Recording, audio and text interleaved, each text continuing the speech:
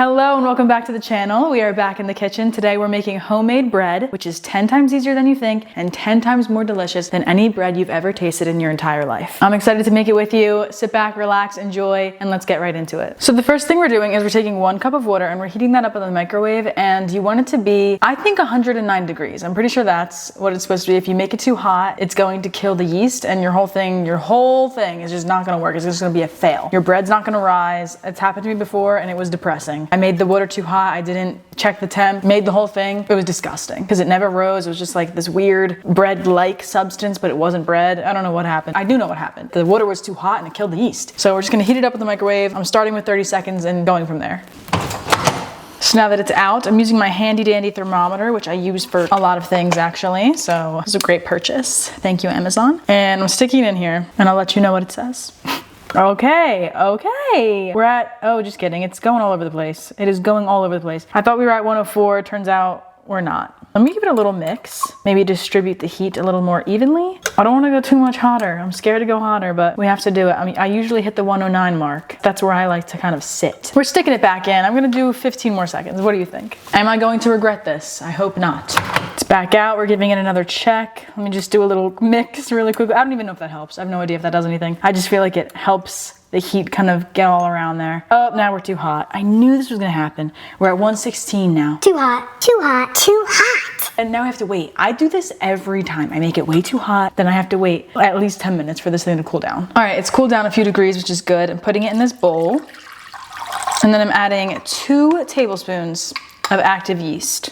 I bought yeast in bulk, okay? And it takes forever to go through it. I really want to start making bread all the time. All right, 2 tablespoons, which seems like a lot actually. Every time I do this, I'm always like, wow, 2 tablespoons of yeast? I should check the recipe actually. Don't even tell me, we'll be right back. I need to check the recipe. Okay, I just checked the recipe and we're good. It is tablespoons. For a second I got scared and I thought it was gonna be teaspoons. Now I'm just adding in 3 tablespoons of sugar. This is coconut sugar, you can use whatever you want. Technically you don't actually need sugar, but it does help the yeast activate quicker. I think it's something about like the yeast. I think eats the sugar or the sugar eats the yeast and it helps it activate quicker. So I'm just giving this a quick stir to kind of help it dissolve a little bit in this water. It's such a weird looking mixture and it's gonna get foamy in like 5 minutes. So you can see here we have our yeast, sugar, and water mixture. It's not the most appetizing thing in the world, but it gets the job done. All right, it's been 5 minutes. Look how fluffy that got. It's supposed to get just like this, nice and foamy, but this one, it really does. Look at it. Oh my gosh. All those bubbles, that's exactly what you want. It's nice and activated. We're gonna get some nice fluffy bread. I have this frozen stick of butter and I'm just gonna cut it in half with this knife and hopefully it'll be a nice clean cut. Oh my gosh, that actually did really well for some reason. I thought it was gonna break all over the place. I'm just cutting it up a little bit more and then popping it in this bowl to melt it because then we're gonna add it to our yeast mixture. Back in the microwave. The microwave is like our best friend today. All right, so now what I'm doing is I should have put this in a bigger bowl to begin with. This fluffy yeast mixture, look at this. It's popping right out of the bowl. And I'm gonna pour it into this bowl because there's just not enough room in this small white bowl to do the rest of the steps. I wanna make sure I get all those bubbles in there. Adding in the melted butter.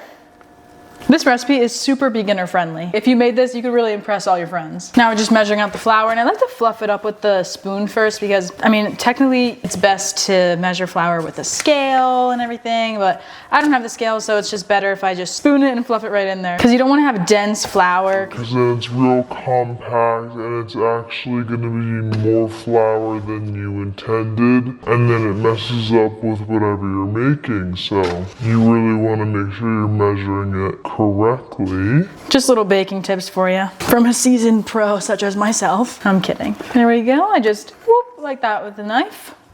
Right on in there with the yeast.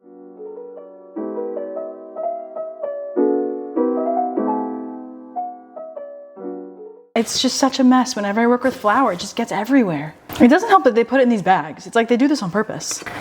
Just like that. Now this is everyone's favorite part, the one-handed egg crack. Can we hear it for the one-handed egg crack? Okay, everybody wish me luck. I just want to do this smoothly. I don't want to get any shell in there. Actually, I've learned my lesson. I'm gonna crack it into this separate bowl first because I don't want to get any shell in the buns, which I actually have done that before, and there ended up being some crunch in the bread. That's all I'm gonna say. Ready, set, go.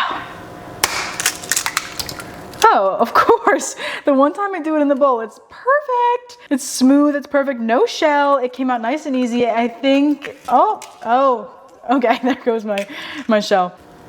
Now we're on to the salt. I have to tell you though, that one-handed egg crack gave me the confidence boost that I needed. All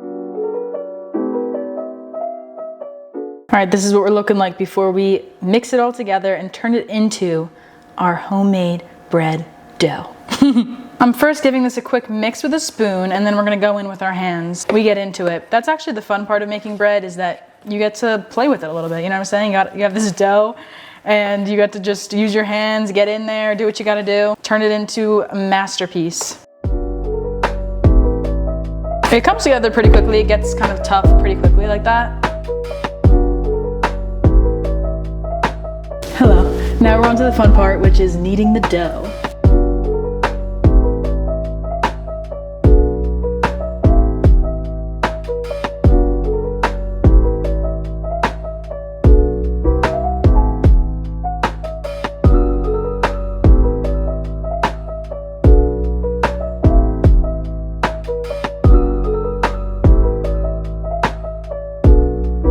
I'm working up a sweat over here.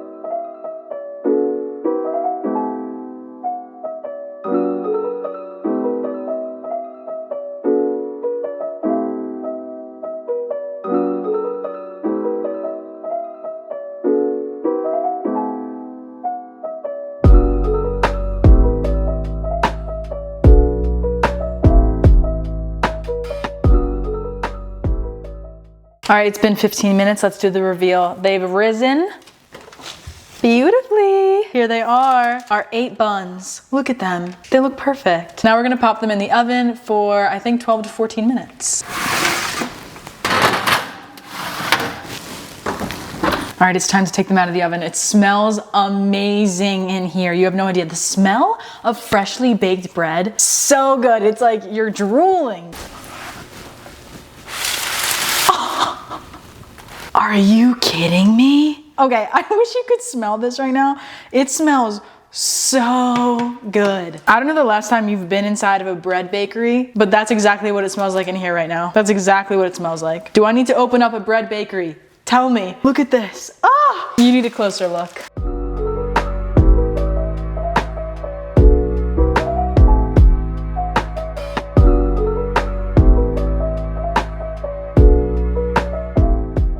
Butter my buns, butter my buns, butter my buns, butter my buns, butter my buns, butter my buns. I say butter, you say buns, butter, butter. I say butter, you say buns, butter, butter. Salt my buns, salt my buns, salt my buns. I say salted, you say buns, salted. All right, it's time for the big reveal. We're gonna cut one open.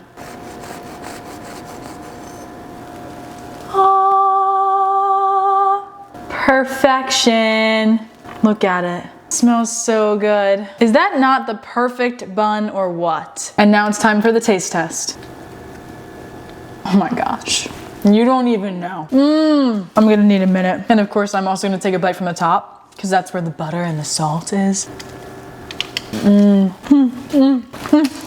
I love bread. I love bread. I love bread. I almost feel like I need a glass of milk after this. This is so good. This is so buttery and just like very rich. It tastes very rich. This would be an expensive bun that you would get from the food store. This would be one of those expensive ones. That's how good this is. I'm sorry. It's actually better than buns that you get in the food store. Every single time I've made this, it turns out perfect every time. Like it's a foolproof method of baking buns. I wish you could have some. I have 8 buns here. Who's gonna eat them all, you know?